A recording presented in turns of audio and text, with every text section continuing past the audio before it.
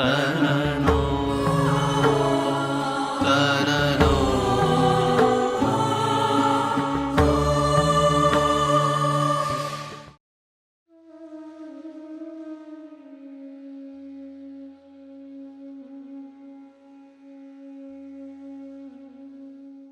नमः शिवाभ्यां नवयौवनाभ्यां परस्पराश्लिष्टवपुर्धराभ्यां नगेन्द्रकन्या वृषकेतनाभ्यां नमो नमः शंकर पार्वतीभ्यां।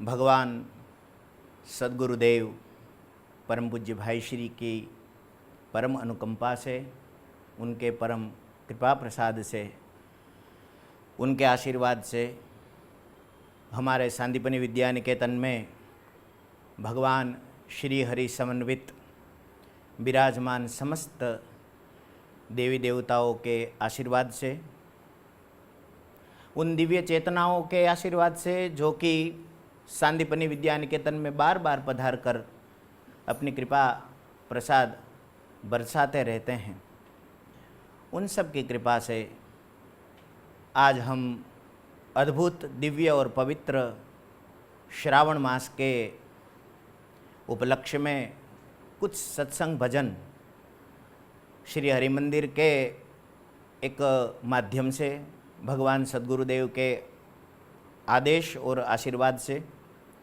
शुरू करने जा रहे हैं।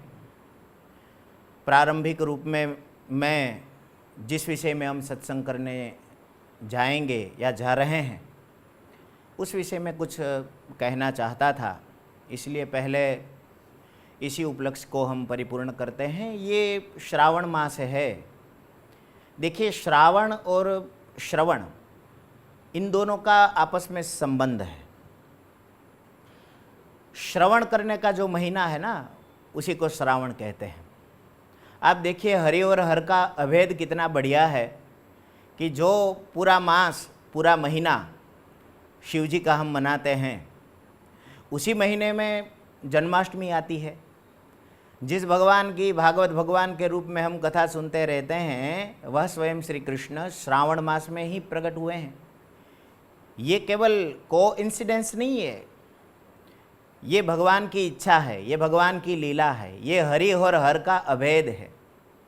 और इसी अभेद का दर्शन करने के लिए कि भगवान शिव को श्रीमद् भागवत में वैष्णवानाम यथा शंभुः क्यों कहा गया है, इसी को समझने के लिए, शिव तत्व को समझने के लिए, शिव परिवार को समझने के लिए, शिवालय में जो भी हम दर्शन करते हैं उस सब को समझने के लिए, उस तत्व को अपने हृदय में, मन में, जीवन में प्रतिष्ठापित करने के लिए हम सत्संग करने जा रहे हैं। प्रवचन के विषय के रूप में शिवालय और अष्टांग योग ऐसा नाम दिया गया है, जो कि बहुत प्रवचन का जो विषय है उसके अनुकूल है। हम शिव तत्व के विषय में चर्चा करने जा रहे हैं।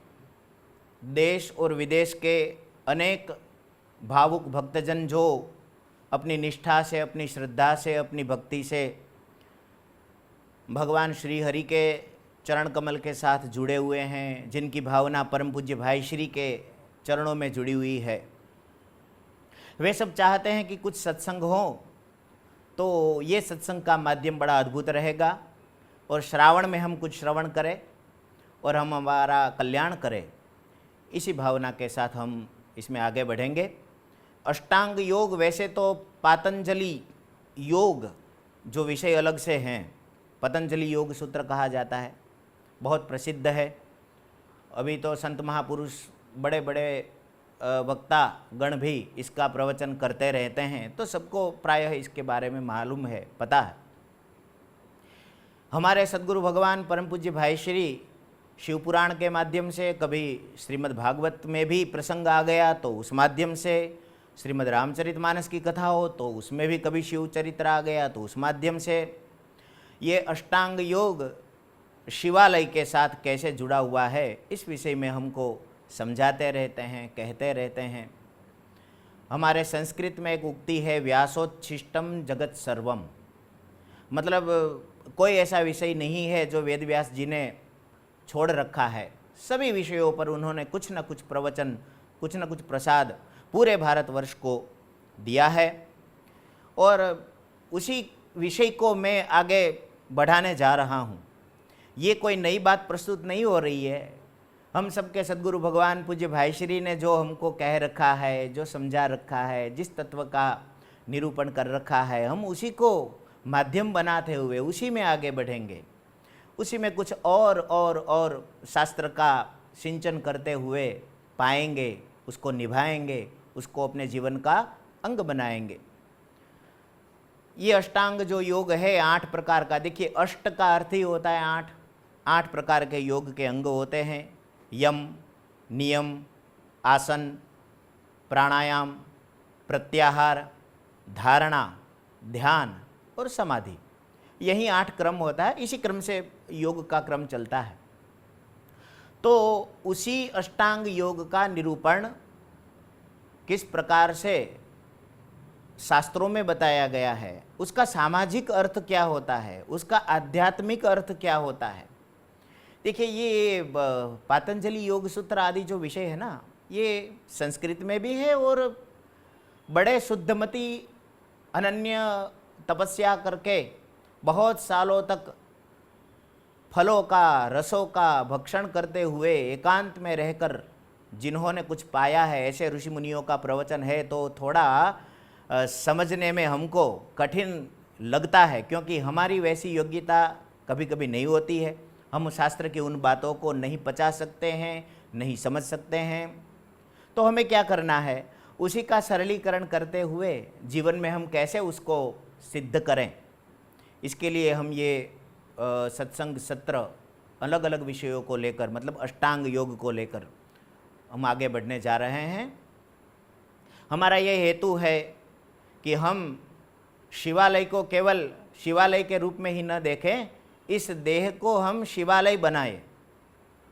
देखिए, शिवालय जो शब्द है, अष्टांग योग के विषय में तो मैंने आपको बताया। शिवालय में 2 शब्द है, शिव और आलय। शिव का मतलब है शिव तत्व, आत्म तत्व, भगवत तत्व। केवल जटाधारी, गले में सर्प धारण किए हुए, मृग चर्म को धारण किए हुए, कैलाश में निवास करने वाले, जिसका हम ध्यान करते रहते हैं, ये केवल उन शिव की बात नहीं है, ये उस शिव तत्व की बात है जो हर एक प्राणी के हृदय में स्थिर है। और ये मैं नहीं कह रहा हूँ, शास्त्रों में कहा गया है। आत्मा त्वं गिरिजामति सहचराः प्राणाः शरीरम गृहम। कितना बढ़िया निरूपण है। हे भगवान, हे भोलेनाथ, आप ही मेरी आत्मा हो। देखिए, जैसे बिना पावर के कोई मशीन नहीं चलती है, उसी तरह से बिना आत्मा के ये शरीर नहीं चलता है। और भगवान शिव क्या है?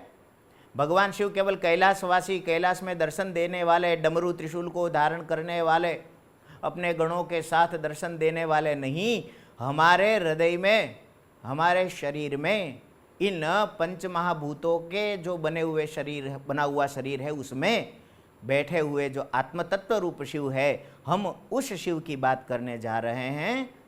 तो शिवालय में 2 शब्द है, शिव और आलय। आलय का मतलब होता है रहने का स्थान, निवास। देखिए, सुबह नहा धो लिए, पवित्र हो लिए, शुद्ध वस्त्र धारण कर लिए, तो हाथ में लोटा जल लिया, थोड़े पुष्प लिए, बेलपत्र लिए, और हम शिवालय के दर्शन के लिए चल दिए। ये तो बढ़िया है, श्रद्धा को बढ़ाने वाली बात है, अच्छी बात है। लेकिन हमारी पूजा, हमारी साधना, हमारी श्रद्धा, हमारी भक्ति, हमारी उपासना, हमारा साधना का क्रम यहाँ तक सीमित न हो जाए कि हम बस सुबह गए और शिव जी का पूजन करके चले आए, वह शिव तत्व क्या है उसको हमने समझा ही नहीं, जाना ही नहीं। देखिए, उस शिव तत्व को, उस आत्म तत्व को आलय मतलब घर बनाना है, तो वो और कोई आलय पसंद न करे, और कोई मंदिर पसंद न करे, हमारे शरीर को ही अपना आलय बना ले।